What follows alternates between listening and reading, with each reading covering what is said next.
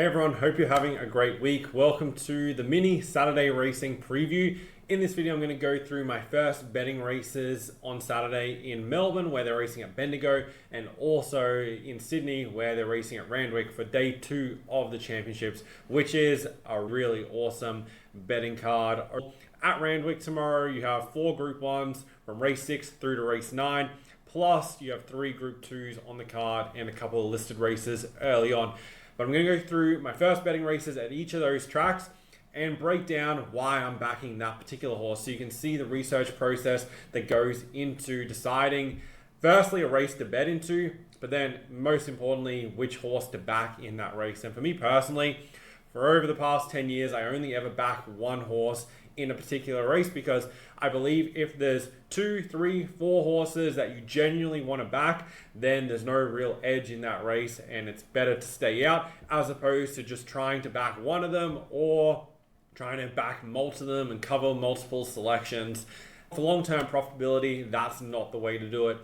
Last week, we previewed 2 races. Firstly, at Caulfield, where we backed Heart of Glass, who was able to get up and win by a small margin. And then at Randwick, where we backed Alcance, who also goes around in the Sydney Cup tomorrow. We backed Alcance last Saturday, who was a very dominant winner, leading all the way. So 2 from 2 on those selections last weekend. Both of them were at pretty good odds. The Heart of Glass around the $250, $260 mark. Alcance around the $3, $320 mark. In that situation, last week, they were both single unit bets, so 1% or 1 unit of a 100 unit bankroll. And in that situation, what I look for is how many horses or how many bets do I need to win in order to be profitable. And in that situation last week, we only needed one of them to win. That'll also be the situation with our bets for the races tomorrow, which I'm going to get to in a second. Since the preview last Friday, last Saturday, from all the bets we had in the racing show, we made just over 6.3 units profit. So for $50 bettors, that's over $300 profit. And then our only other meeting since then was on Wednesday, where we had a total of 12 bets on Wednesday for a 5.19 units profit result. So since last Saturday, we've made about 11.5 units, which for a $50 bettor, that's $575 profit during that week. And during that time, we've only had a couple of bets that have been over the 1 unit minimum staking mark. Together, we've only outlaid 34.5 units to return the 11.5, so right on that 30 to 33% profit on turnover rate, which is what I aim for long term. We've also surpassed 1,600 units profit since I started the racing show back in October 2021. So now at 1,608 units profit. For a $50 bettor, that's now over $80,000 profit, completely tax-free during that period of time. And I always say to people, horse racing is the thing that you can make the most money on in the shortest amount of time if you do it the right way, because there's always the most mistakes in the market, because multiple selections in a race. You're not betting on sports where you have one side or the other, so you can really find mistakes and capitalize on them.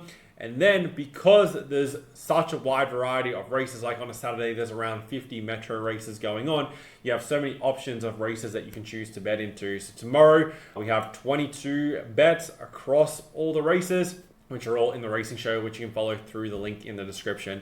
But our first betting races for tomorrow, we'll go through Bendigo first, and then we'll go through the one at Randwick. The Bendigo one is personally a high unit staking one for me, and it's race number 2 at Bendigo over the 1100 meters. Now, they generally don't have a Bendigo meeting on a Saturday. That's not normally the case. However, with the Golden Mile being run, which is the feature race tomorrow, you also have the Bendigo Guineas on that card as well. So that's the reason why Bendigo is the feature Victoria meeting. The track is currently good for ideal conditions expected for Bendigo tomorrow. You can see little to no wind, so perfect for racing. The track is currently good for, and we have a true rail. Now, the things you want to pay close attention to when betting at tracks that you don't normally bet at is the starting positions and how close to a bend those different starting positions are. You have the finishing post right down here. Now, the 1,000 and 1,100 meter starts, they're out of the chute where they come down onto this one bend. Now, this is where our first betting race is going to be starting, from the 1,100. Probably at Bendigo, just so you guys know, The main starting position to be cautious of is the 1300. This is the one that's most closest to a bend of all the different starting positions. You also have the 2200 meter starting position, which we'll bring back up here, which is right down here. However, there's no 2200 meter races. There is a 2400 meters, but they have the entire home straight before getting to a turn. In that situation when they are close to a bend, inside draws are definitely advantageous for jockeys and those horses to take advantage of, as to be not caught wide and working while they're trying to find their positions early on in the race. With race 2 at Bendigo, as I said, it's over the 1100 meters. It's a 2-year-old open handicap on set weights. And I think this race sets up really nicely for number 3, Kiliana. So that's the horse I want to back. This is going to be a 1.5 unit staking race for me. At the moment, it's around 205, 210 at most places, which is a little bit frustrating because my show has been scratched, and that was the horse that was keeping Kiliana in that $2.50 range, which would have been much, much better, as I thought it was going to comfortably hold my show first up, but that horse has been scratched from here to run over in Adelaide tomorrow. But the reason why I want to back Kiliana, Michael D takes over. So this is this horse's third career start. It debuted back on the 2nd of March at Bendigo, so on this track, with a dominant all-the-way win, leading there with the 56 kilos to break the maiden. Let's bring up the replay of that race here, which is here. Was able to muster well from the low draw in the white silks there. Zara slides through up underneath them. Has that really good early speed to hold a position. And as they come around, this is a very, very dominant win. I won't spend too long on it. As they come down into the home straight, you can see Zara hasn't really moved. He starts to ask for a little bit of an effort here as they pass the 200 meter mark. And then shown the whip a couple of times late, but very, very soft on this horse to be a dominant win first up. And then they took it on the 15th of March to Caulfield in, this was $1 million race, and Kiliana started $2.60. So not far from the price that it starts in this race. And early on here, when they jump, I see Kiliana was a touch slow out of the barriers here, which isn't ideal, especially in these sprint races, but must as well to push through and then hold a position just in behind the speed. We backed McGaw in this race in the yellow and purple silks, who Damien Lane slides across from out wide and gets the spot outside the lead and ends up winning. Kiliana's got a nice spot here right in behind the speed. And keep in mind, in this race, was stepping up from 1,000 meters up to the 1,200, and just as the sprint starts to go on, needs to be ridden along a little bit. So I love the fact they're bringing this horse back to the 1,100 meters now this start, with a little bit of a freshen up in between. Just can't quite go with the two horses out in front during this stage. You have Shy, who's rolling through these final couple of stages, does get caught in a little bit of restricted room in behind horses. So it was definitely a nice enough run without being super impressive. And then off of that, they've given it a little break, close to or 4 weeks between runs since that start, and it's been back to the jump outs over the 800 meters. Was out wide there in this jump out at Flemington over the 800, and I really like when it's just pushed along a little bit late, has that nice acceleration and wins this jump out very comfortably.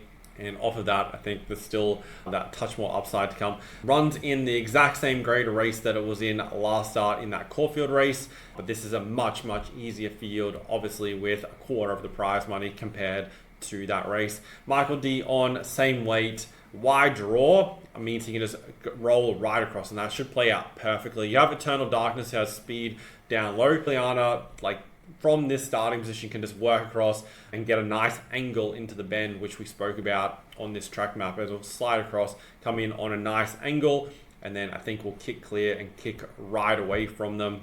Looks very hard to beat. Of the horses in the mark, you have Eternal Darkness, who has Logan Bates on, coming off a win at Moonee Valley over the 1,000 meters when advantaged being up on speed around the valley, which was spoken about plenty of times in other videos.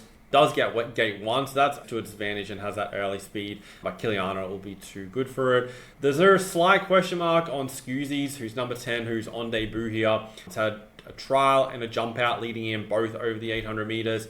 Closed off well in its most recent jump out, However, I just don't know if it just doesn't have the speed to go with Kilian earlier, and there might be just too much of a gap to bridge the home straight for it to pick up, especially considering Kilian will have the fitness edge over Scuzzi's coming into this. Looks Kiliana's race loose, just needs to hold form, still in his debut preparation, but it's 2 runs, have firstly been impressive and no knock on them, and then strong jump out since then. So it's the opening bet there, 1.5 units. At Bendigo. We have other bets at Bendigo in the later races, as well as 3 other horses that I'm backing throughout the day at Bendigo. Then at Randwick, I'll bring back the map here for Randwick. The first betting race I'm going to have there is in the opener over the 1600 meters. Randwick is currently a soft 6. There is a little bit of rain around on Saturday morning. You can see just a few mils during the early hours of the morning through to lunchtime. No rain predicted throughout the afternoon. No matter what, there's going to be a bit of give in the track at Randwick, and it's not going to be dry conditions. They're not going to be on a good 4 or anything like that, which I think will play into the hands nicely of the first horse we're backing. That's for sure. Wind's not too much of an issue though at Randwick tomorrow. Now, the first race is over 1600 meters. It's listed grade, and they have a 3 meter rail. The 1600 meter starting position is right at the end of the back straight, so they have a huge long straight run to find a position, which isn't going to matter too much in this race as it's only a field of 7 runners. And the horse I want to back here, largely due to the fact is I think it should be favourite ahead of Tupacara, and that is number 4, Michelangelo. Tommy Berry gets back on board this horse. He was on 2 back when it ran 4th at Newcastle, only beaten 1.9 lengths behind Next Gen. Trying to get up the fence that day in a little bit of restricted room. It was really closing off well. Gets gate number 2 here, up to the 1600, I think is perfect for this horse. Now, comes out of a race last start at Rosehill in a Group 3 behind Nepotism. Tupacara also comes out of that race, and so does Seriously Hot, who does get a significant jockey change, I will say that. But with Michelangelo, this race on a heavy 8, got back to last in the run here. So bring up the replay. It was touch unlucky, that's for sure. We'll go the full replay first of all.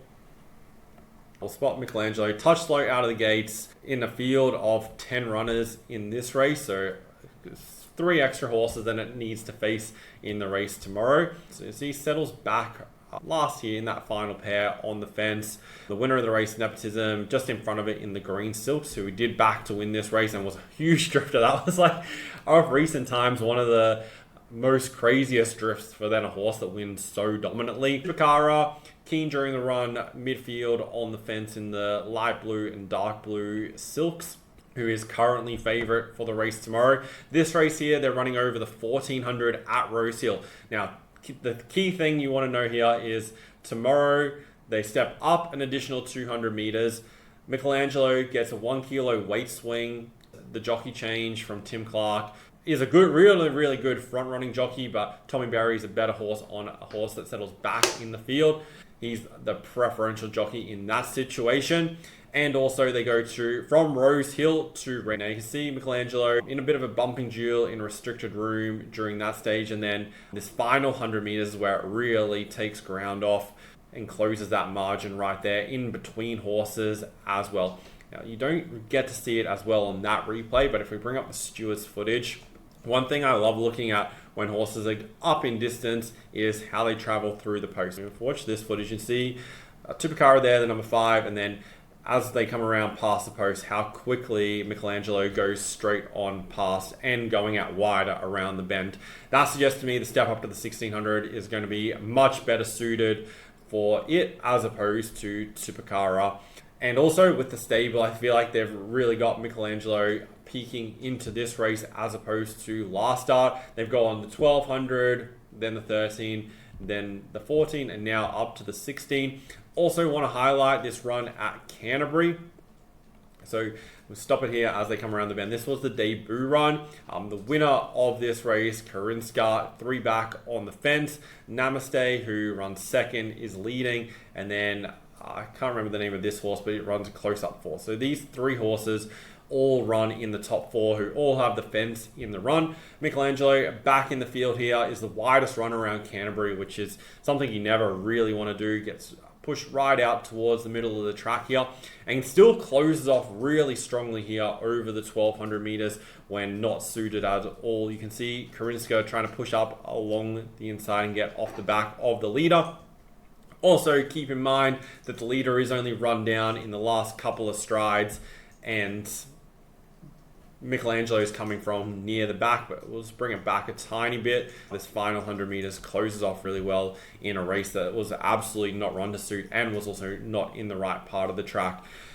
The reason why I want to show you guys that is that was at Canterbury. It went to Newcastle, went back, getting pushed back up along the fence in the home straight here, which wasn't really the place to be. We scroll through, you can see the winner coming down more so the middle of the track, lays in a little bit late, but made majority of his run at least 4 lanes off the fence here, and Michelangelo back trying to push through up along the fence in a little bit of restricted room, but not all that far away.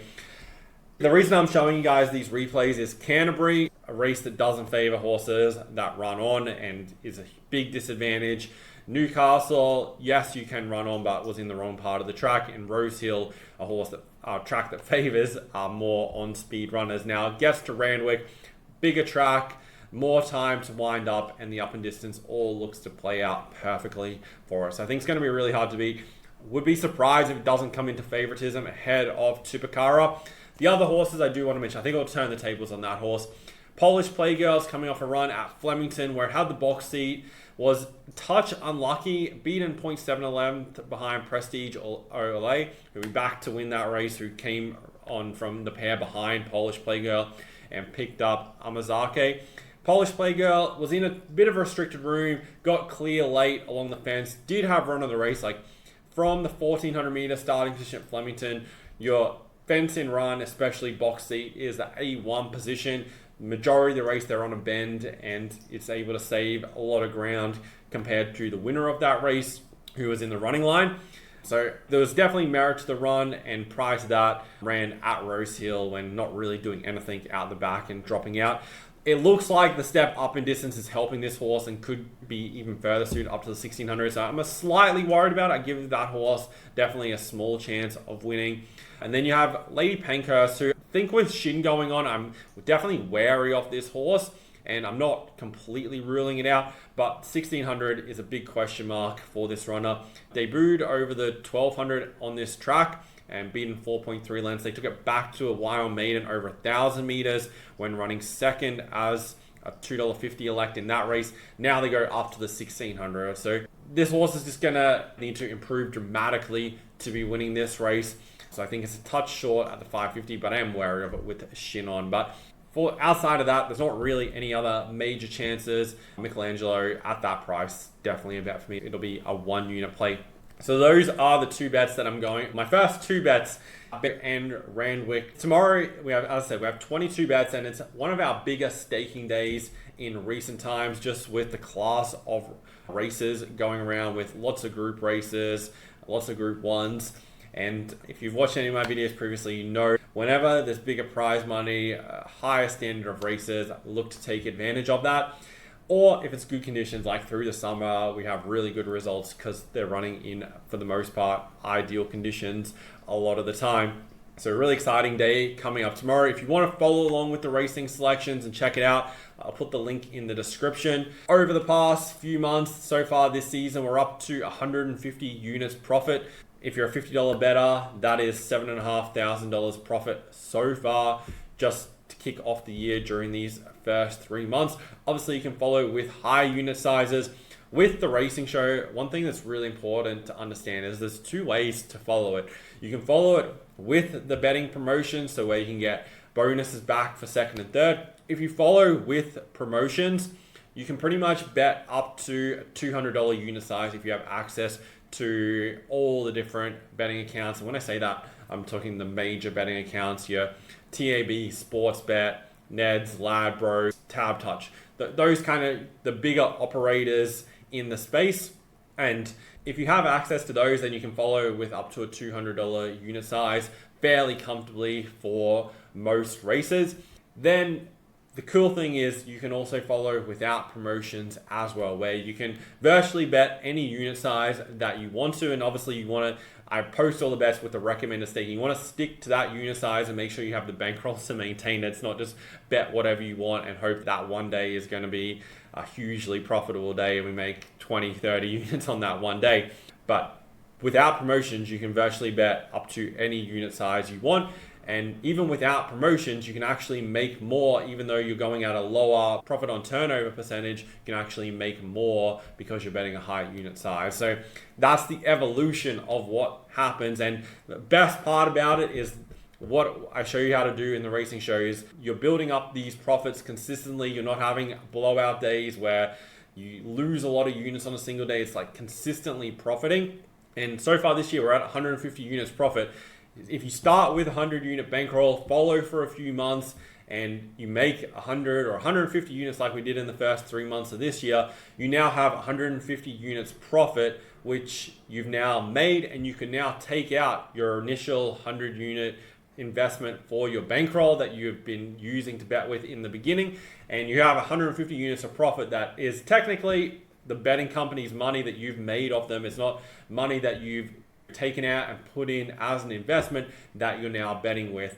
And when people do that, it totally transforms their perspective on betting. It's like you're playing with the house's money, so it removes a lot of the emotion. And all you have to do is just keep sticking to what made you that 150 units profit in the beginning, and don't make changes from it. Don't now make crazy decisions and just throw all the things that got you the results out of the window now because you have this profit that you can continue on using. If you keep on doing the strategies that made you that 150 units profit, which I teach you how to do week to week in the racing show, then you can now just bet with that profit forever. And just if every time you make 50 units, withdraw the 50 units and go use it however you want. It's completely tax free, and it removes that going into a weekend, whether you're betting on horse racing or sports or anything like that. You can go into the weekend, decide this is what I'm going to bet on this weekend. These are the races or horses I'm going to back. These are the teams I'm going to back, or these are the sports bets I'm going to put on. And you don't need to be in this place of feeling like I need to make sure I win because I don't want to lose my money this weekend. You're treating it more like an actual investment, more like a business, as opposed to just this hoping that you're going to win something. And I see people, once they start playing with their winnings and not their own cash that they're depositing in, they're able to remove a lot of that emotion that gets people stuck. Because the downfall of people, and you'll hear it all the time, if you watch the races tomorrow and you're on the Sky channel and they're getting to race 10 at Randwick, guarantee, like I'll be shocked if it doesn't happen, there'll be a little comment in there of people who, the commentator or not the race caller, but the people in the commentary box in the studio who work for the TAB, keep that in mind. Like a lot of the tips and everything that you see on the TV are coming from people who are paid by the TAB.